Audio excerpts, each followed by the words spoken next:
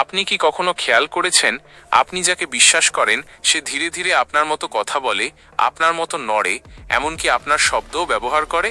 কাকতালীয় না, এটা একটি নীরব কৌশল, মিররিং। আর আজ আপনি জানবেন কিভাবে এই ছোট প্রতিফলন আপনার সিদ্ধান্ত চুরি করে নেয়, বুঝতেই না দিয়ে।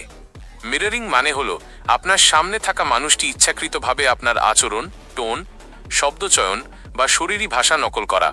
আপনি ধীরে কথা বললে সে ধীরে কথা বলে, আপনি মাথা নাড়লে সেও নাড়ে।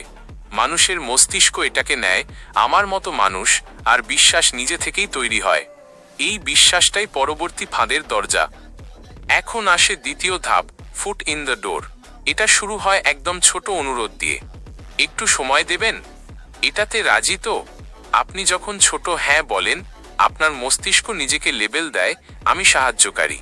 তারপর ধীরে ধীরে অনুরোধ বড় হয়, আর আপনি আগেই ঢুকে পড়েছেন দরজার ভেতর। মিররিং দিয়ে প্রথমে আপনাকে নিজের মানুষ মনে করানো হয়।